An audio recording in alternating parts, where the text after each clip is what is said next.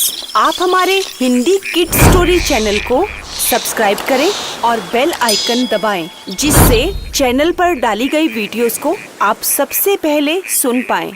और अगर आपको ये कहानियाँ अच्छी लगे तो उन्हें लाइक और शेयर करना ना भूलें। हेलो बच्चों, कैसे हो आप सब? आज हम आपके लिए एक और नई कहानी लेके आए हैं जिसका शीर्षक है गाय की कहानी। एक छोटे से गांव में सोनू नाम का किसान रहता था। बड़ा ही मेहनती था सोनू। दिन रात मेहनत करके सोनू ने अपने खेतों में फसल उगाई थी और दिन रात उस फसल की बहुत मेहनत से रखवाली भी करता था। सोनू अपने खेत के लिए बहुत ही मेहनती था और खेत के साथ साथ उसने घर में 3-4 जानवर भी रखे हुए थे। उनकी भी बहुत दिल से सेवा करता था। लेकिन सोनू की प्रिय तो गाय थी जो खूब सारा दूध देती थी और सोनू वही दूध बेचकर खूब सारा पैसा भी कमाता था और लोगों की बहुत सारी दुआएं भी मिलती थी उसे। इसीलिए सोनू अपनी गाय का कुछ खास ही ध्यान रखता था। उसे लगता था यही गाय है जिससे मैं कुछ पैसा कमा सकता हूँ। इसीलिए वह उसकी सेहत का भी बहुत ध्यान रखता था, कहीं मेरी गाय जरा सा भी बीमार ना हो जाए।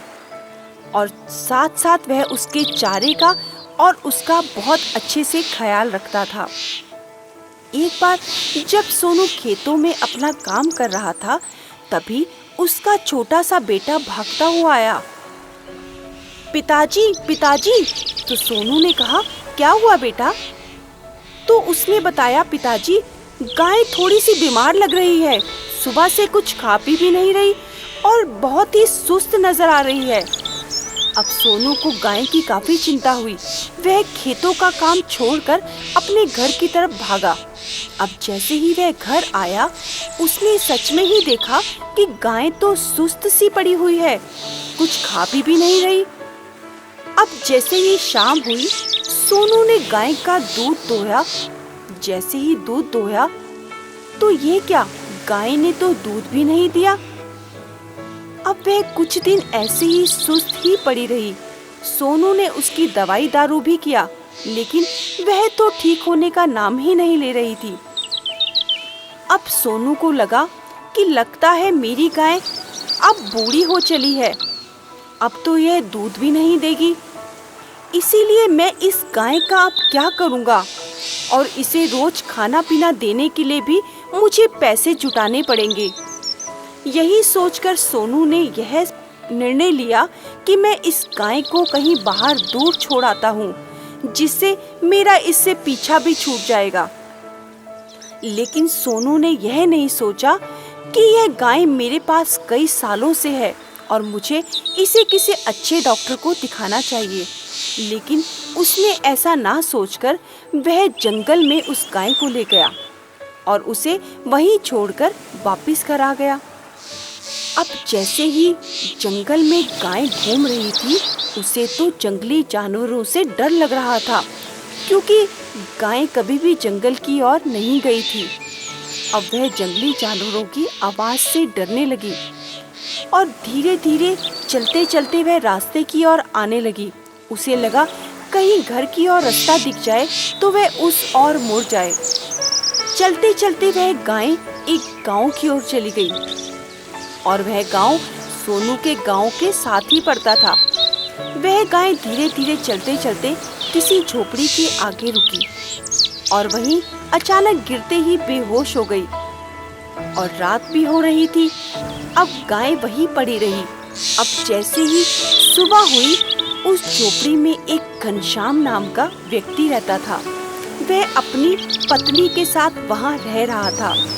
जैसे ही घनश्याम ने सुबह अपनी झोपड़ी का दरवाजा खोला, तो उसने उस गाय को वहां पर पड़े हुए देखा।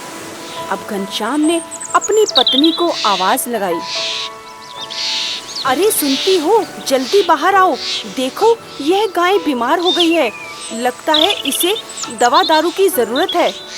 और उसकी पत्नी भागते हुए घर से बाहर आई और उन्होंने देखा कि सच में ही यह गाय बहुत अधिक बीमार है।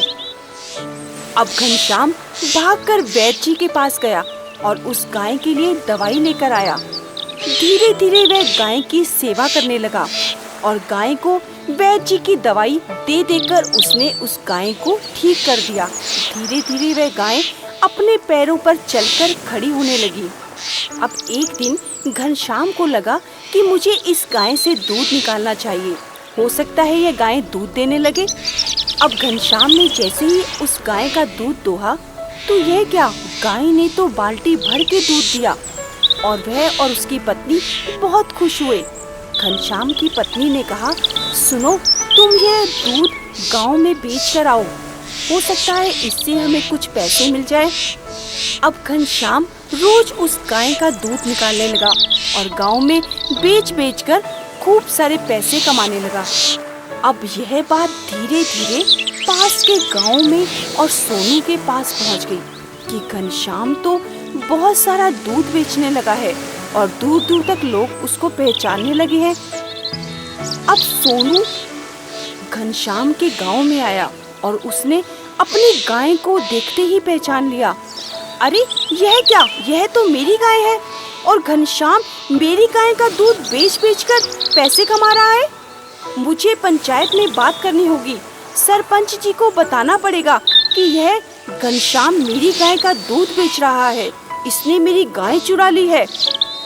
अब धीरे धीरे यह दोनों गांव के पंचायत में बात चली गई।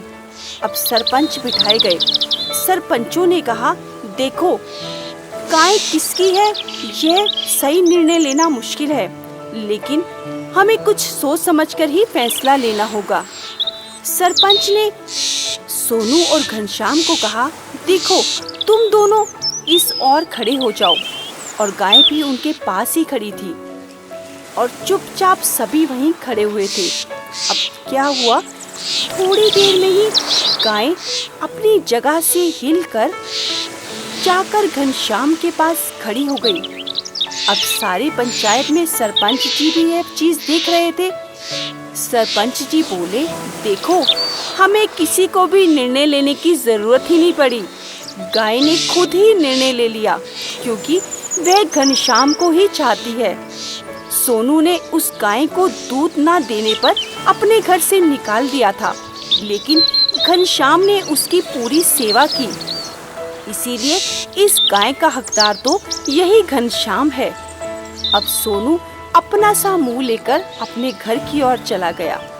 देखा बच्चों, यह थी एक गाय की कहानी। इस कहानी से हमें यह सबक मिला, जिस प्रकार माता पिता हमारे लिए सब कुछ करते हैं, हमारे सुख दुख का बहुत अच्छे से ध्यान रखते हैं, और जब वे बूढ़े हो जाते हैं तो हमारा भी फर्ज बनता है कि हम उनका उतना ही ध्यान रखें जितना उन्होंने हमारा रखा था, ना कि हम उन्हें घर से निकाल दें।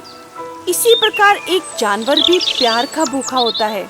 जिस प्रकार उसने सोनू को खूब सारा दूध दिया और जिससे सोनू ने खूब सारा पैसा भी कमाया, लेकिन सोनू ने दूध ना देने पर उस गाय को घर से निकाल दिया। और यहीं घनश्याम ने गाय की पूरी सेवा की, उसे गांव के वैद्य जी से दवा लाकर भी खिलाई और वह गाय कुछ ही दिनों में तंदुरुस्त हो गई।